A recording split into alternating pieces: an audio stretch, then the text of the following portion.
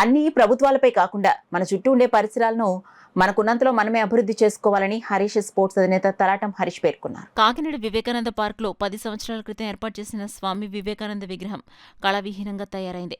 స్థానికంగా ఉంటున్న హరీష్ నిత్యం అటుగా వెళుతున్న సమయంలో విగ్రహం రంగులు వెలిసిపోయి కనబడటంతో తక్షణం స్పందించి రంగులు వేయించేందుకు ముందుకొచ్చారు.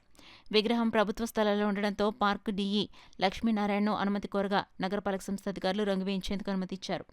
దాంతో హరీష్ స్పోర్ట్స్ అధినేత తలాటం హరీష్ 60,000 రూపాయలు ఖర్చు చేసి 10 రోజుల్లో వివేకానందన్ విగ్రహానికి రంగులు వేయించారు. ఈ సందర్భంగా తలాటం హరీష్ మాట్లాడారు. ఈ కార్యక్రమంలో DE Lakshminarayana, park supervisor Sai, Satish తదితరులు పాల్గొన్నారు. పార్కులో వివేకానంద విగ్రహంకి రంగులు వేయించి దగ్గర సుమారుగా 9 సంవత్సరాలు అవుతుందండి. మన డీఈ లక్ష్మణరావు గారు అడిగి పర్మిషన్ తీసుకుని మన స్థానికంగా ఉన్న సమస్యని దీన్ని వెంటనే మనం చూద్దాం. నేను వెంటనే తెలిసింది నాకు ఇలాగ 9 సంవత్సరాల నుంచి పెయింటింగ్ వేసి కొంచెం పాడైనట్లు అయిపోయింది. దీంతో పైన మొక్కల వల్ల వాటి వల్ల ఇబ్బంది అయింది. వెంటనే మనం ఒక 7 రోజుల నుంచి దీనికి మొత్తం అంతా ఈ చుట్టూ వాల్ పెయింటింగ్, పైన సీలింగ్ మొత్తం అంతా వైట్ అనేది వాటర్ ప్రూఫ్ డస్ట్ ప్రూఫ్తో పెయింటింగ్ వేయించామండి. దగ్గర 10 ఇయర్స్ వరకు ప్రాబ్లం లేదు. వివేకానంద గారి విగ్రహం కూడా మళ్ళీ బ్రాంజు మళ్ళీ గోల్డ్ కలర్ వేయించామండి.